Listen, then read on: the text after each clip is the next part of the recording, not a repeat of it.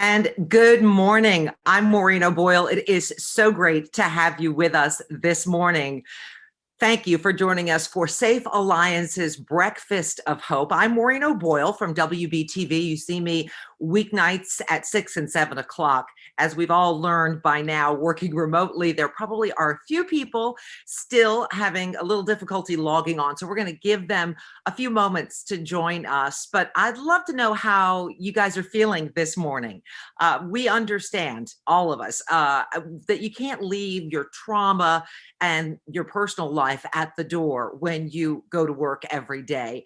And as part of Safe Alliance's trauma and resilience training, they actually ask their team members every day when they start a meeting to check in with one another, allowing each person an opportunity to honestly and openly share how they are doing without any judgment. So I'm going to ask you again, how are you feeling? Take a few minutes to look at our chat box and share with us. Let us know how you're doing. We're going to get started in just a few moments, but we are so glad you are here for the Breakfast of Hope. The program will start in just a couple of minutes.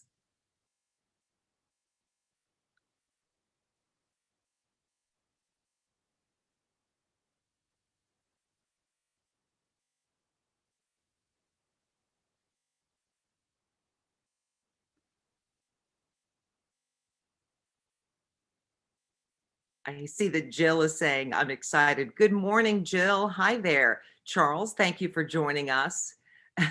You're ready for the weekend. I see that's from Jessica. Nancy, you're doing well. You're joining us from vacation. Thank you, Nancy. You're a rushed parent. Well, we understand what that is like. Good morning, Amanda. Nice to see you here.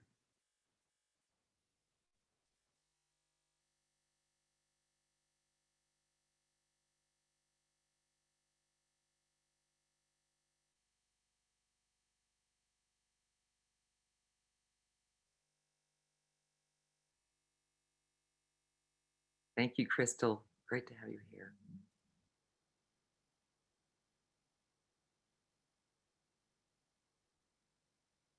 Hi, Sid. Thank you.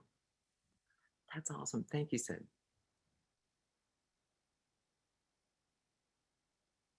Debbie, thank you. Laura, we appreciate you being here. Christy as well. Thank you for coming.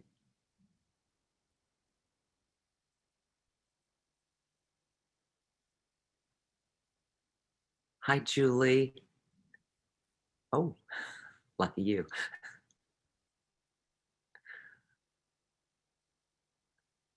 Hi, Doctor. Thank you.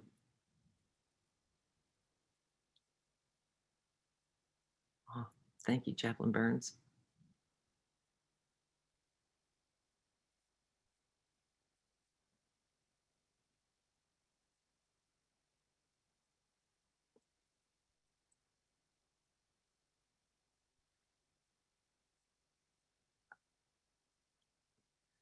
Great to have you, Elise.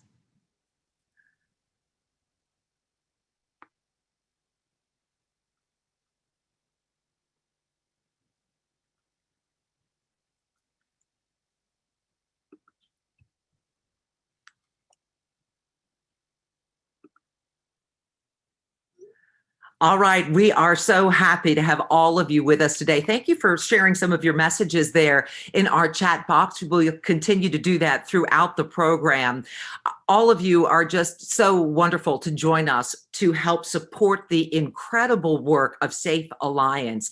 They do it every single day. They provide hope and healing to our Charlotte-Mecklenburg neighbors in their time of need. Safe Alliance is grateful for the gifts many of you have already given in support of the Hope is Calling campaign this month. So far, get this, we have raised $162,000. So if you'd like to help us reach our goal, which is $210,000, please text BOH 2020 to the number 44321. Again, BOH 2020 to 44321. We've got a great program prepared, and we hope you will engage with us by listening to our speakers and learning from our Survivor Circle video. And join, of course, the chat. At this time, I'm going to introduce the president and CEO of Safe Alliance, Ms. Karen Parker. Karen?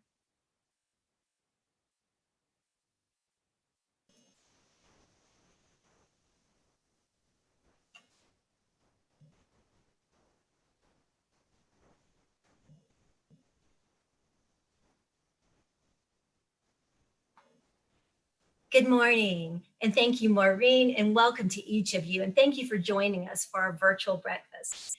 In our work to end domestic and sexual violence, we often fail to celebrate and sometimes even fail to acknowledge our successes because we deal with the crisis in front of us and then we move to the next one.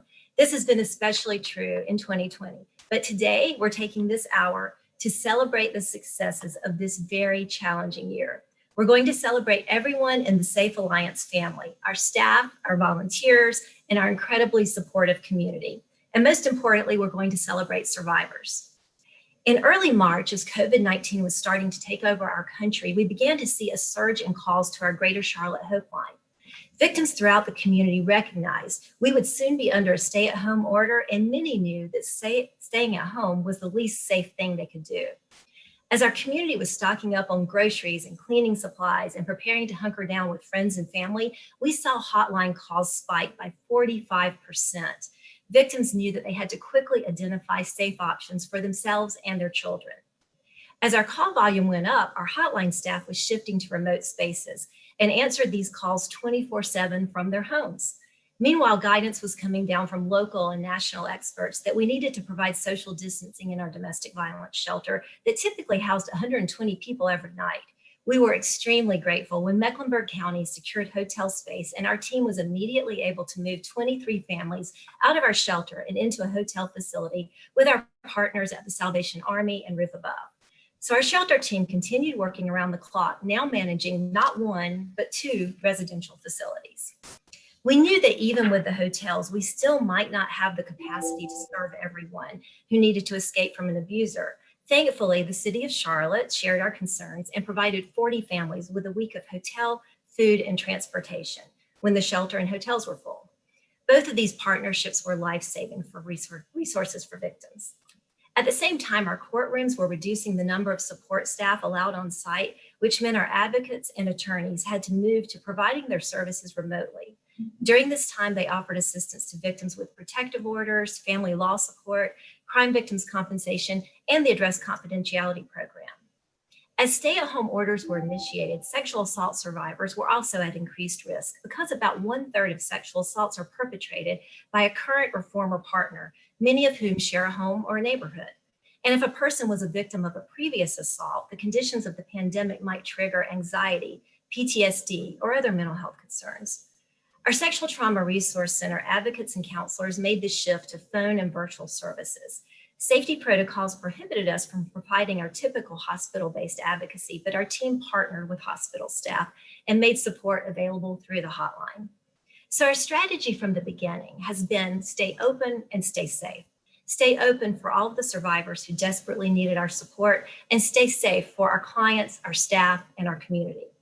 In late spring, staff began returning to their office locations, utilizing staggered or rotating schedules and strict health and safety protocols. Taking direction from North Carolina's reopening plan, we met with Mecklenburg County weekly and had constant guidance from the health department. Over time, all of our teams have returned to working on site, and a full range of services is now available. This year may have been, in a lot of ways, the worst of times, but we have seen the best in people. I was so proud of our staff who stepped up, ensuring that services continued as they pivoted to providing remote services almost overnight, while also managing all the challenges their own families were facing. I especially want to recognize our staff heroes who ran our residential facilities and other in-person emergency services when we had so little information about COVID and really didn't know what was coming next. These leaders maintained a strong and steady presence in the face of so much uncertainty and continued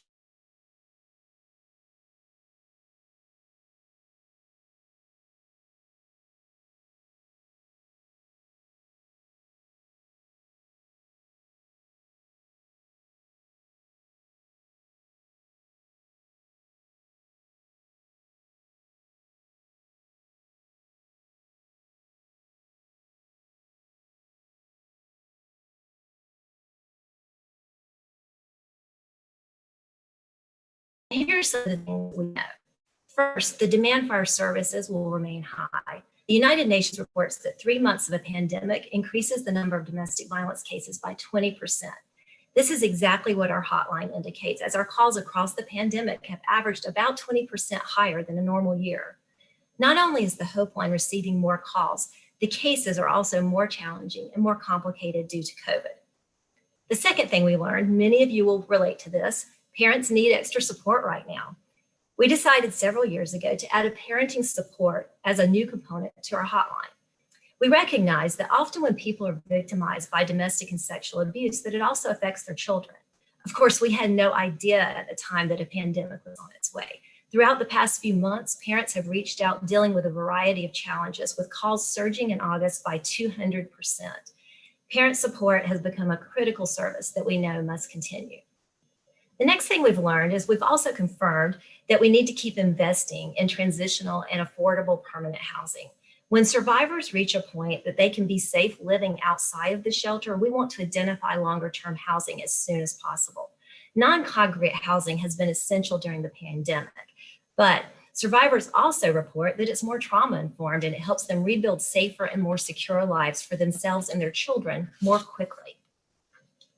During COVID, we also had the opportunity to explore what remote and virtual services meant for our organization. While a lot of companies and nonprofits are now considering making a more permanent switch to remote operations, I can confirm that this is not what Safe Alliance will do. I think our team managed the shift to remote work amazingly, and they can do so again if required. But we fully acknowledge that for most people, the quality and effectiveness of trauma services is much higher in person. We also recognize that it's healthier for our staff when we're on site together. We need each other's support to work through difficult cases and to process together when the trauma we're exposed to becomes overwhelming. We also need to empathize, laugh, and celebrate successes together. We also reconfirm that our racial equity efforts are critical to staying safe and healthy as an organization. Many of you know Safe Alliance has been deeply engaged in this work for several years. As the civil unrest in our country intersected with the pandemic, the stress and anxiety took an enormous toll on our staff and our clients. We were so grateful to have an equity, diversity, and inclusion committee and shared language to talk about racial injustices. In addition, existing relationships with community partners like Race Matters for Juvenile Justice, the Community Building Initiative, and Justin Perry Counseling enabled us to offer staff opportunities to reflect, process, grieve, and begin to heal. And the final lesson we learned was about the importance of the community's financial support. Safe Alliance entered the pandemic in a strong financial position. Because we had modest reserves and because of your support, I was able to quickly approve the purchase of safety equipment and emergency supplies. We were able to rapidly pivot many of our staff to remote work and bolster our on-site staff with hazard pay. Then, as we were a few weeks into the pandemic, we weren't scrambling to the same degree that many nonprofits throughout the state and the country were doing. We were instead able to think about the next phase, engage in emergency planning, and do it in a way that was more intentional than reactionary. When many nonprofits were shutting down or laying off staff, because of your support, we haven't had to do either. And this stability means a world of difference to the survivors we serve. In fact, we're pushing forward. We're not just returning to where we were pre-pandemic, but we're continuing to grow and innovate our services. This winter, we'll celebrate the opening of the first phase of our Family Justice Center. This long-awaited Survivor Resource Center will allow us to co-locate with other community partners to provide coordinated support to Charlotte-Mecklenburg's highest risk victims of abuse. Stay tuned in 2021 for more information about this effort and our campaign to build the full Family Justice Center. Finally, today, we celebrate our community. We never wanted to go through a pandemic, but if it had to happen, there's no one we'd rather go through it with than all of you. So on behalf of the over 8,500 people Safe Alliance served this year, thank you so much. Stay safe and stay well. Karen, thank you so much for the amazing, amazing work you did, as well as the staff at Safe Alliance, to ensure that survivors still got the kind of help they really needed during the pandemic. It is quite remarkable how you all were boots to the ground without missing a beat. I don't know if people out there understand what domestic violence costs us as a state. In North Carolina, It's about $49 million every single year. And you're going to learn more about the devastating impact of domestic violence and sexual violence and what Safe Alliance does to help. Next up is Ms. Marcy Hinks, who will share remarks from our presenting sponsor, Bank of America. Marcy is Bank of America's Managing Director and Chief Risk Officer of Consumer Bank and Wealth Management, and she's currently serving her second term on Safe Alliance's Board of Directors. Marcy, good morning.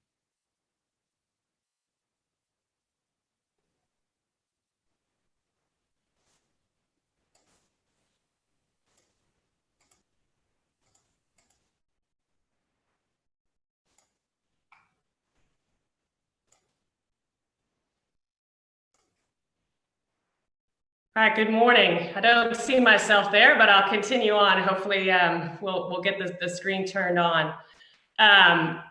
So on behalf of Bank of America and my fellow board of directors of Safe Alliance, I want to thank you all for coming today and for your support of Safe Alliance. I was grateful to be asked to kick off the video portion of our program today and talk about Safe Alliance's partnership with Bank of America that has grown tremendously over the last few years. The success of that program is attributable to the amazing support of the Safe Alliance staff and the efforts of the entire Bank of America Domestic Violence Life Event Services team, many of whom are with us today. In 2013, Bank of America established a domestic violence task force as a way to develop policies and raise awareness about domestic violence. The task force focuses on helping teammates understand how to recognize the signs of domestic violence, how to respond respectfully, and to refer to resources.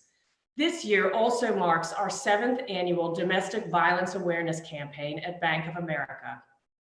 Our annual campaign has been key to the influx of employees reaching out and self-identifying as victims in need of additional help for themselves or a loved one. And as employees continued reaching out for support, we set up the Domestic Violence Support Team within Life Event Services in 2016. We have and continue to see firsthand that providing a safe space where our employees can talk openly about domestic violence makes a difference. Our Life Event Services team is there to provide our employees with the support and resources they need to be safe by connecting them with resources within the bank, including counseling, safety planning, and financial hardship assistance, and resources outside the bank, including partners like Safe Alliance for employees in Mecklenburg County. Safe Alliance has been a wonderful partner to our Life Event Services team. They provide resources and expertise, including training and knowledge of the court system and legal process for restraining orders. Since 2016, Life Event Services has provided domestic violence support for over 2,700 bank employees nationwide in partnership with Safe Alliance and other similar entities across the country. We hear the stories of our own employees that are similar to the one you will hear in the video this morning. Understanding the signs of abuse and awareness education make a difference. Since our first annual campaign, we have reached more than 23,000 employees who directly participated in some form of awareness activity. Those employees are then able to successfully help others or help themselves recognize the signs, respond respectfully, and refer to resources, helping to change and save lives. This year, as you can imagine, the coronavirus has created new challenges for those impacted by domestic violence, particularly for victims seeking to leave the home. Among our employees reaching out for support, we have seen a decrease in opportunity for our employees to gain safe housing from family and friends as a result of quarantine or family members that are higher risk.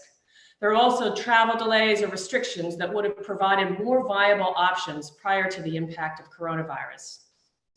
Even with these additional challenges, our Life Event Services specialists work with each individual employee based on their specific circumstances, challenges, and needs to find resources.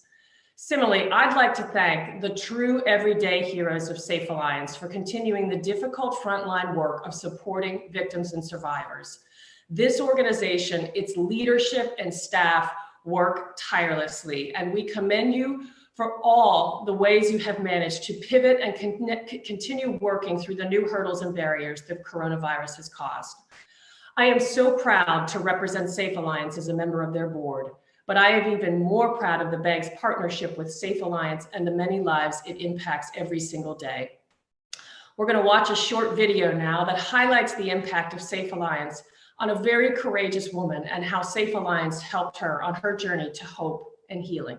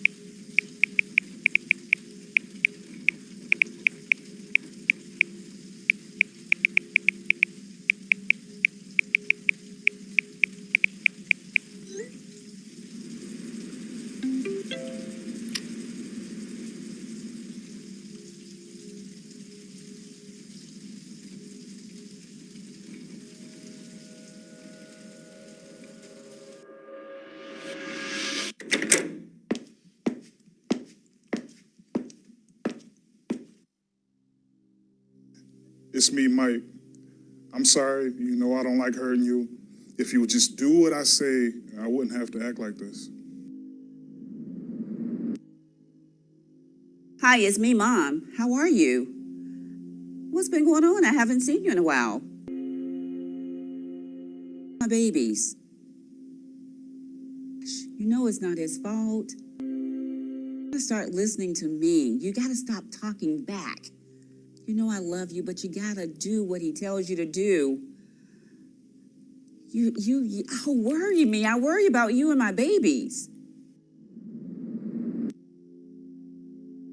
Hey, it's me, your boss.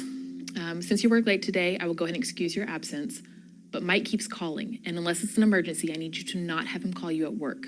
I know you're tired, but you need to prioritize this job if you're going to keep it. Hi, I'm your son's teacher. He did not turn in his project this week. I'm afraid I'm going to have to give him a 0 if he doesn't turn his project in by the end of this week. Hey, it's me, your landlord. I've heard a lot of yelling and screaming from upstairs. I don't know what that's about. And it's late. You need to pay that, or I'm going to go ahead and start a process for eviction.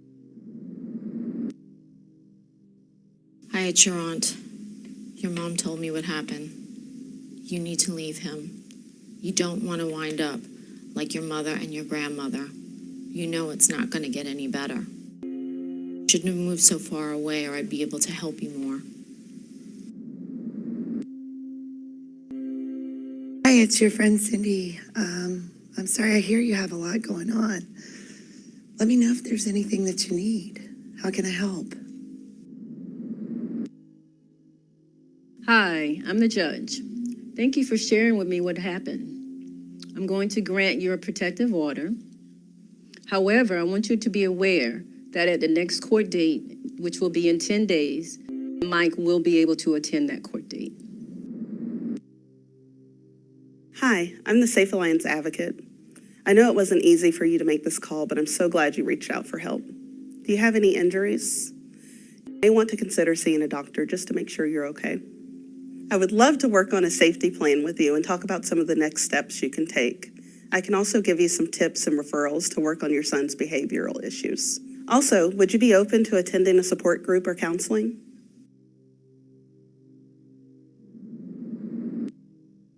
You know I love you. You can't leave me. You need me. How you doing? You gonna leave? Sure that's what you want to do? Oh my gosh, sweetie, what are you gonna do? What are you gonna do for support? How are you gonna support you and my babies? You know what I did with your dad. I put up with him and I put up with him because we needed him. We couldn't make it without him. You can't leave. Please think about it. You can't leave. Be there and take care of my babies and just do what you're supposed to do, just like I did with your dad, and it'll be all right. I really hope that your day off helped you. I really need you at this job, and I think that you probably need the money too. But the next time that you need to take a call at work, that you're late, or that you have to step out for any reason, you will be fired. I've given you too many chances. Your son is going to have to stop with these emotional outbursts that he has been displaying in class. It's disrupting the class. Our students have not been able to focus, and it's causing major havoc. We're going to have to make some changes here, effective immediately.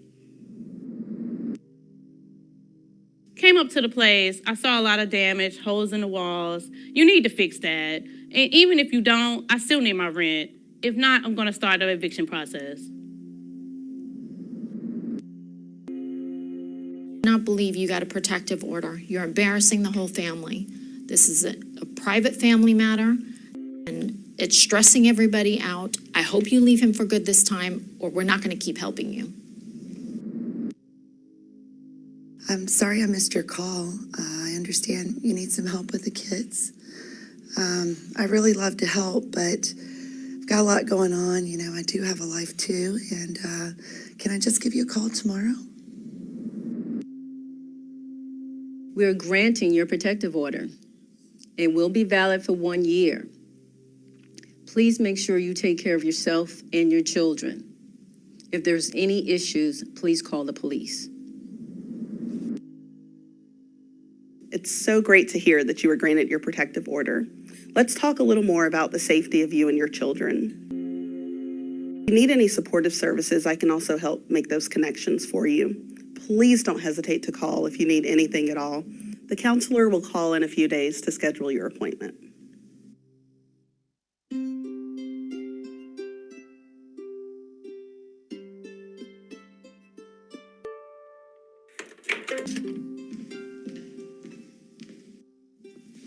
Hi there, it's so nice to meet you. I'm so glad that you decided to try out counseling. I know it takes a lot of courage to seek support, so I'm so glad that you're here today.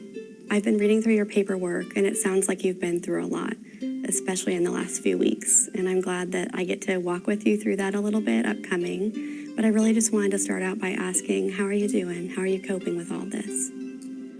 I'm okay. Talking to the advocate helped a lot. I am excited that I was able to get the protective order. I am concerned about my job though, and I feel like I'm becoming a burden to my family and friends. You know, you're navigating a lot right now, and I've heard very similar emotions and thoughts from a lot of the clients that we've worked with. And I just want you to know the most important thing is that you're not alone in this, and that none of this is your fault. You didn't ask for any of this. And so we're going to just take it step by step. And as you're ready, work through healing the trauma that you've experienced. Something that other clients have shared is really helpful is to kind of start with some coping skills for when things start to get overwhelming. Does that sound like it would be helpful to you today? That sounds great. I feel like a weight has been lifted just from talking to you today. And so I know that it's going to be a long journey, but I am confident that I can get through it with Safe Alliance's support.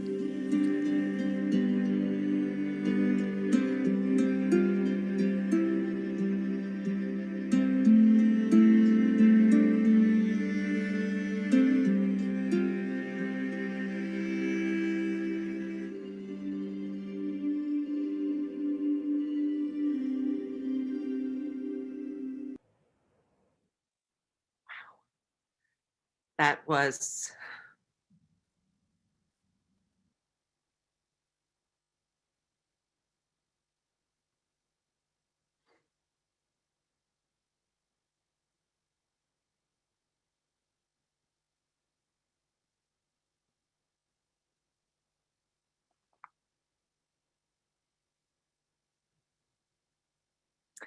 That was incredibly moving, and we thank so much to our friends there at G&W Equipment. They are the ones who helped us put that together.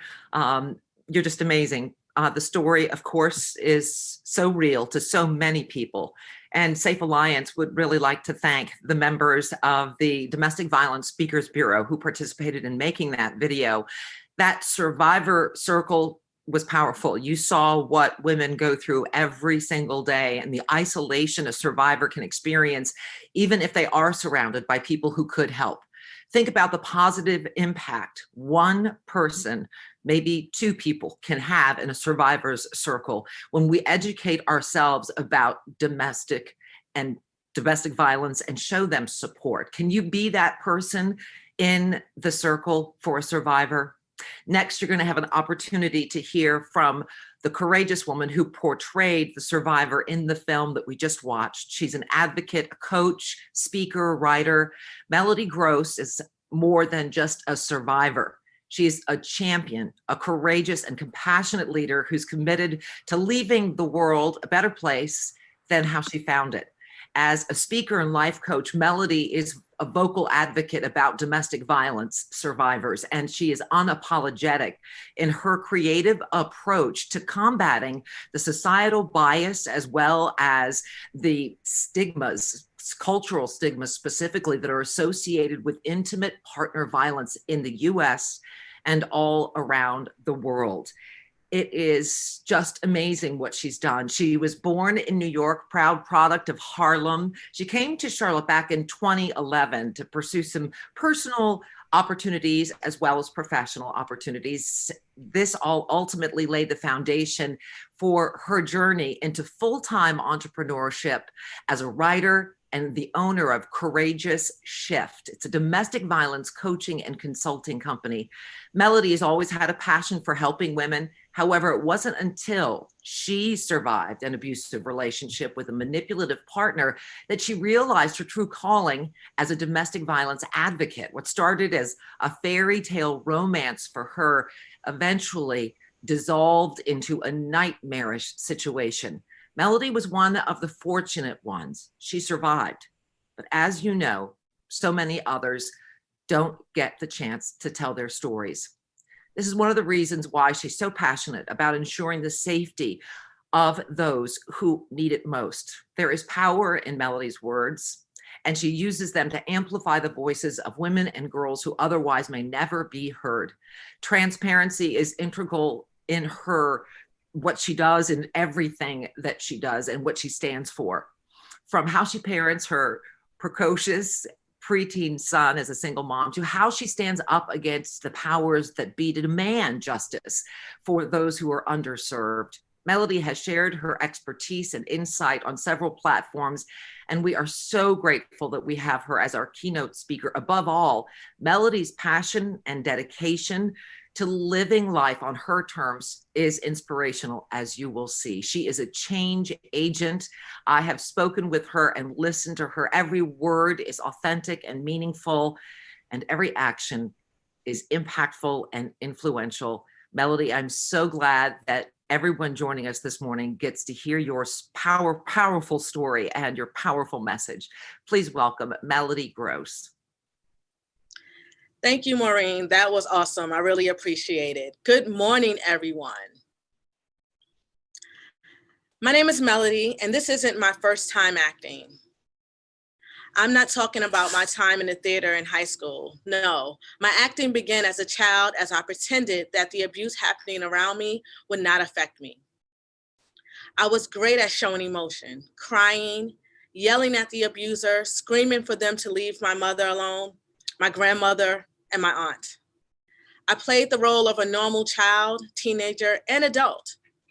And I stepped into that role perfectly in 2013 as the girlfriend of a guy who seemed to be the nicest, sweetest, most caring boyfriend. I mean, why would anyone think otherwise? I didn't have a car, so wasn't it nice of him to take me to and from work? Isn't it nice of him to text and call me several times throughout the day to see how my day is going? I worked part-time, therefore it made sense for him to sometimes contribute a third of the bills we had in my apartment we shared with my son. What most people saw was a man who got up early in the morning, went to work, went food shopping, and we did laundry together. What they didn't see was his inconsistent income, which caused me to pick up the slack, only paying 1/3 because your son has his own room, never washing our clothes with his own laundry, criticizing the way I cooked.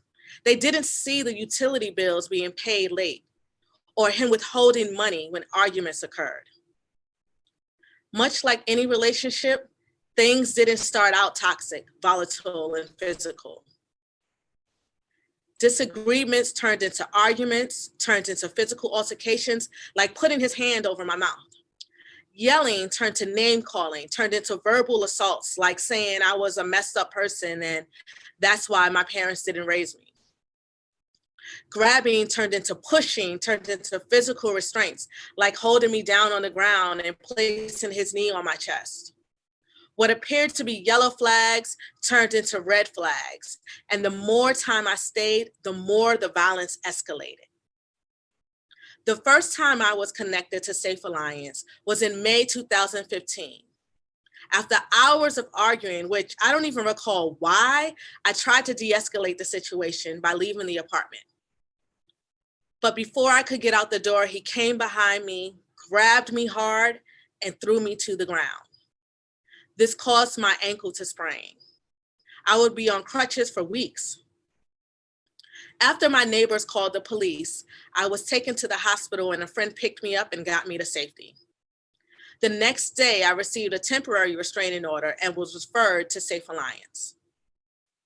For several weeks, I received safety planning and advocacy support from Safe Alliance and counseling from Mrs. Carolyn Henderson. She was amazing, but I wasn't ready to let go. I went back. I didn't follow through with the restraining order. I sometimes regret that. However, I began to realize I deserved better. I used the tools she shared with me about recognizing the landmines. Her guidance helped me plan my escape. Things would begin to come to an end in March of 2016. I had had enough. My journey towards freedom included many stumbling blocks, like being denied a restraining order, being stalked, my friends and family being harassed, talking to my coworkers about everything that was going on, and over 60 pages of copies of text and emails. I even had to get a lawyer due to being charged with a simple assault after I left and he pressed charges. Thankfully, that case was dismissed. This all led me back to Safe Alliance, where I received more support.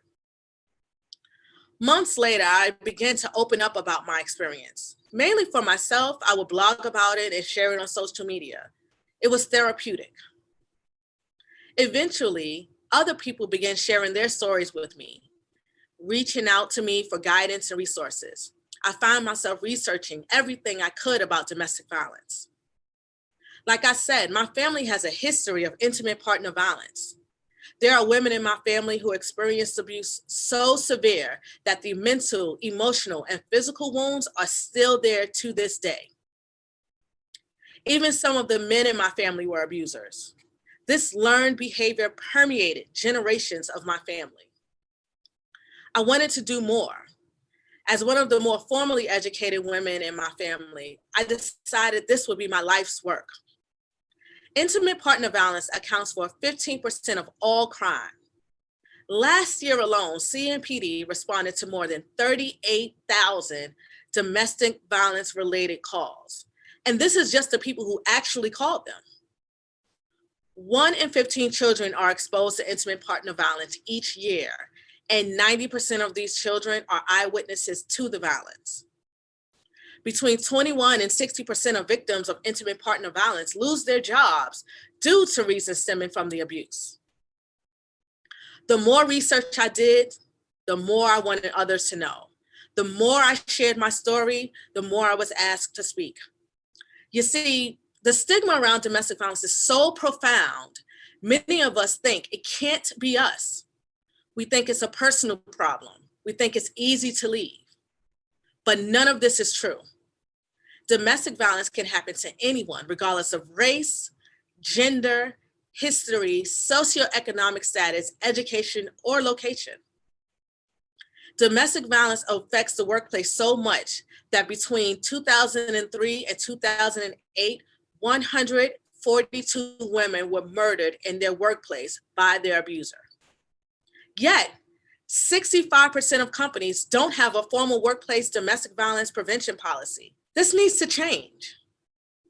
I was fortunate enough to not need shelter, but many of our neighbors have no place to go when escaping abuse. Imagine being sexually assaulted and not knowing who you can trust or what to do next. What if you have a protective order, but you didn't have someone to remind you to renew it? How about unexpectedly running into your abuser and being so triggered by the memories that you awaken in the middle of the night and can hardly catch your breath? These are just a few of the many scenarios in which Safe Alliance is there in that moment of crisis. Remember, the most dangerous time for a person experiencing abuse is after they left. Safe Alliance is there when survivors may not even know they need them. We need more resources like Safe Alliance to keep them safe and help them heal. This is my work. This is why I became a speaker. It is why I became a certified life coach, and this is why I started Courageous Shift. But the reality is, this is all of our work. Every single person watching now has a role to play in ending domestic violence and supporting survivors while also ensuring abusers get the help they need. It is our role to uplift the stories of survivors. It is our role to ensure the companies we work for have policies in place that support and protect survivors, employees, and if we are being honest with ourselves, their bottom line. It is our role to remember the names of those who lost their lives to domestic violence in Charlotte just this year alone, like 28-year-old Tiara Chantanay Watson, 32-year-old Beatrice Serrano, and 21-year-old Aviana Carter. It is our role to support Safe Alliance in all the ways we can. You may have noticed I rarely use the word victim. Why? Because whether past or present, we are survivors. We are in the middle of the chaos and every day is survival. I recall the same friend who helped me in 2015 said to me, "I'll support you, but you have to save yourself. No one is going to save you." And she is right. It was up to me, but I know I could not have done it without the support of Safe Alliance. Now, let's be courageous and support all survivors, even if their journeys doesn't fit your ideals. Thank you so much, everyone.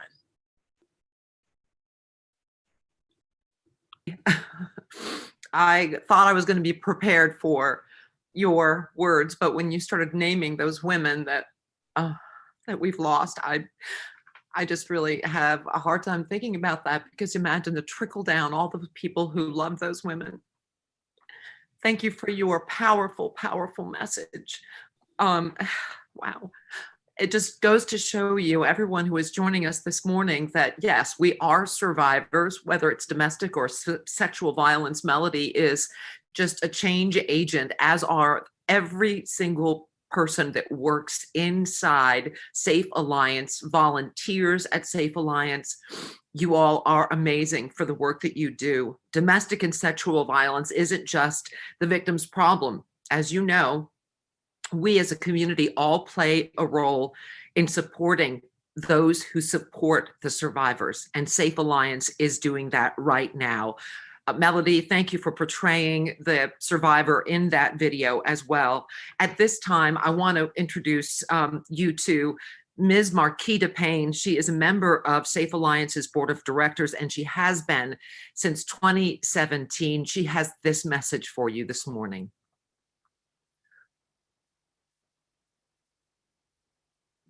Good morning, everyone. Thank you again for joining us for the virtual Breakfast of Hope. This morning, you've heard from Karen Parker, President and CEO, about the impact of COVID-19 on survivors and the need now, more than ever, for Safe Alliance life-saving services. You've seen a powerful illustration of the impact of domestic violence on a survivor's life and relationships, and the many barriers on their path to healing. You've also heard Melody Gross's moving personal account of how domestic violence impacted her life and how she empowered herself to heal. The need is greater than ever, and you have the power to remove these barriers from the path of other survivors. Your gift today could provide a life-saving shelter for a mother and a child, or one-on-one counseling for a sexual assault victim. It could provide legal support for a client seeking domestic violence protective orders, or ensure a trained and compassionate advocate will answer a call to the Greater Charlotte Hope Line. The bottom line is your gift will provide hope and healing. We know domestic and sexual violence doesn't stop, even in a pandemic, but neither does our community dedication to supporting survivors.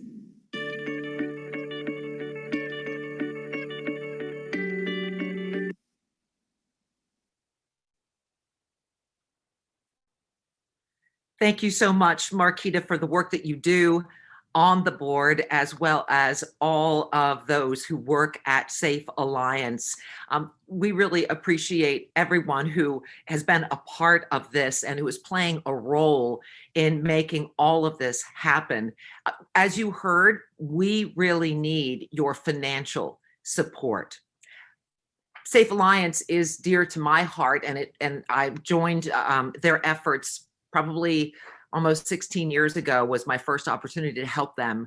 I am a sexual violence survivor, and it was an organization just like Safe Alliance that was there for me decades ago as I was afraid at the hospital with really no one to call, no one to help me as I navigated myself not only through the hospital visit in the emergency room, but also through my court case. So organizations like Safe Alliance, they are sometimes the only place where survivors can turn to help.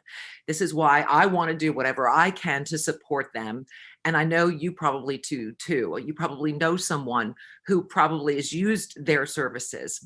Think about this. By giving $100, you can provide 3 meals a day for 1 week for a child staying at the domestic violence shelter. A gift of $250 provides crisis intervention services for a victim of sexual assault.